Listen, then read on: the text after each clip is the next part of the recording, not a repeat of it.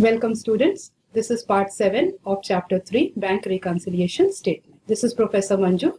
This is another example where BRS is to be made as on 31st March 2015 for a company whose details are given to you as under. Column number 1 of the table shows you the serial numbers. Column number 2 shows the transactions which are causing differences in the two books of accounts, and last column is carrying the amounts which are affecting with these transactions. First, balance as per cash book is given to us 1,80,000.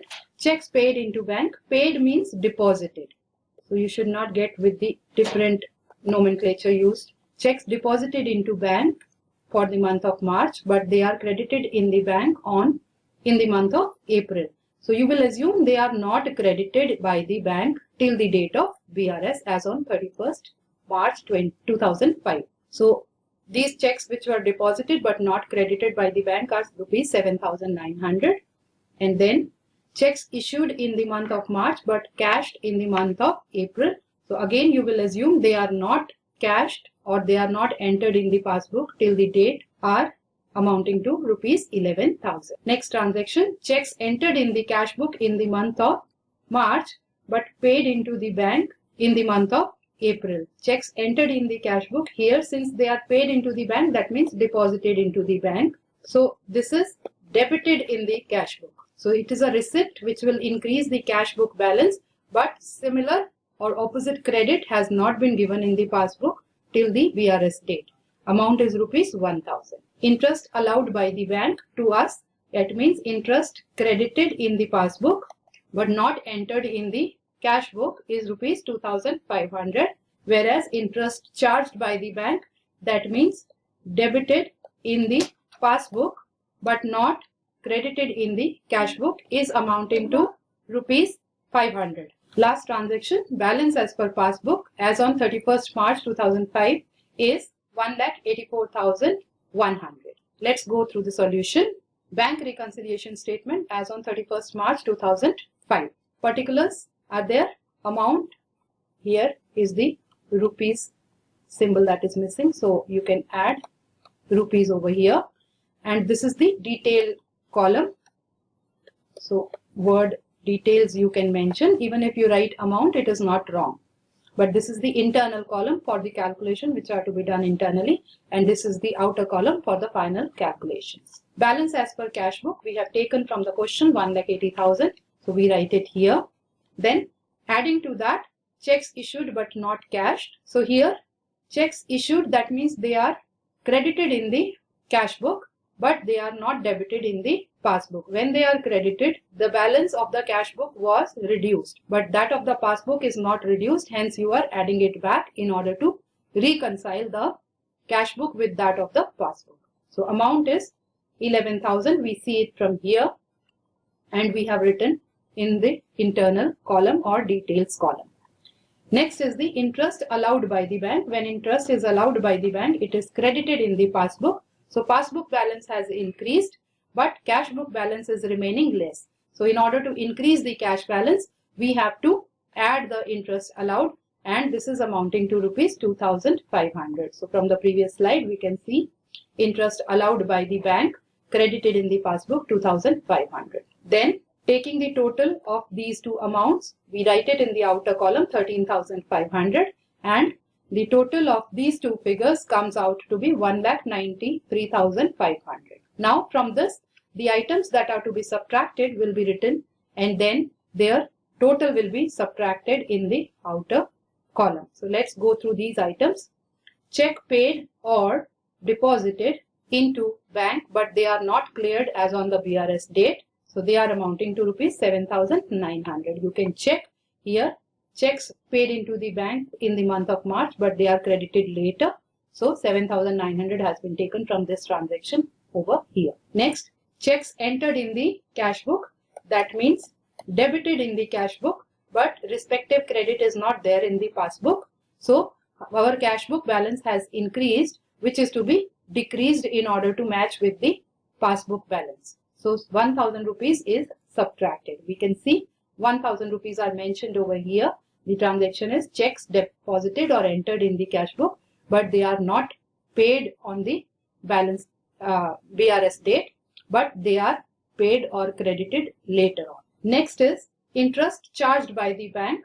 That means it is debited in the passbook. So our passbook balance is reduced by rupees 500 rupees. Our cash book balance is more. So in order to match both the items, you will be reducing or subtracting the interest charged by the bank, rupees 500. Taking together the total of all these figures gives us 9,400 rupees, which is subtracted from 1,93,500, giving us the resultant figure of 1,81,100.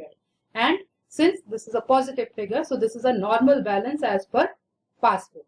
So in the question itself, we can see balance as per passbook as on 31st March 2005 was given as 1,84,100. So hence our BRS gets tallied, means our balances as per cash book are matching with the balance as per passbook. Hence we come to an end of this example as well.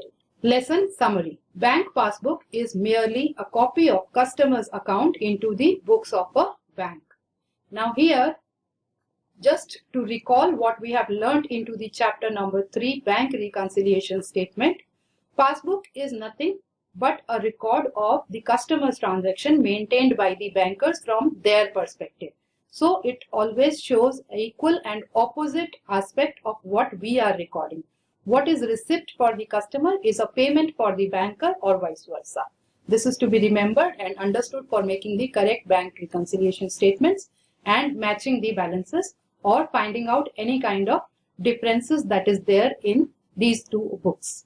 BRS reconciles the bank balance as per cash book and that of the passbook by showing the causes of difference. Now, into the BRS, whenever we tally, as we have learned in the previous examples as well, that whatever are the transactions appearing in the cash book, debit side or credit side, that is receipts or the payments entered in the cash book bank column, have to be matched with the passbook withdrawals or deposit.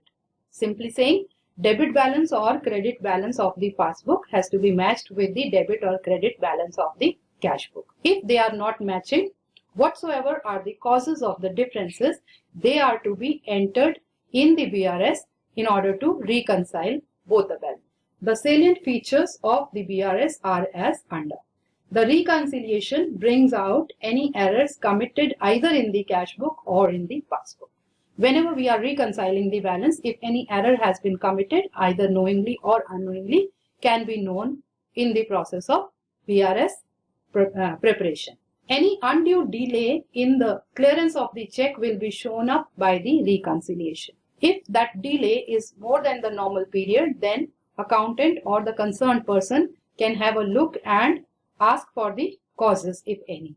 A regular reconciliation discourages the accountant from the embezzlement, since the accountant would know that every now and then the reconciliation of both the balances will be done. Hence, he will not be courageous enough to do any kind of embezzlement, or he simply will prepare the things correctly and do all the transactions correctly. It helps in finding out the actual position of the bank balance. When we are preparing the adjusted cash book, that time we get to know the correct balance as per the bank in the cash book, and same can be matched with the balance of the passbook. If there are certain differences, they are taken through the bank reconciliation statement as already discussed in the chapter. The difference in the balances of both the books can be due to these three reasons only. First reason is timing differences, second is transactions, third is errors. BRS can be started from any of the four balances of the cash book or the passbook. Now, when we say following balances, these are the balances which we have learned during the chapter, that is either favorable balance as per cash book or unfavorable balance as per cash book, or it can be favorable balance as per passbook or unfavorable balance of the cash book. So any of these four balances can be taken as a starting point for preparation of BRS. Lastly, there are two methods of preparing the reconciliation statement or reconciling the bank balances. First is bank reconciliation statement without preparing the adjusted cash book, and secondly, the bank reconciliation statement after the preparation of adjusted cash book. So any of the method can be followed, and as we have learned that generally the adjusted cash book method, where we first prepare the cash book balance, we first correct the cash book and then take the closing balance for the reconciliation purpose, is done when there is end of the accounting year or accounting period. Whereas if the BRS is made in between on any date, in that case the without adjusted cash book balance can be taken, and all the items that are affecting or causing the differences can be taken up into the BRS. Thank you. With this, we come to an end of part 7 of chapter 3, bank reconciliation statement, and with this we close this chapter, that is chapter number 3, bank reconciliation statement.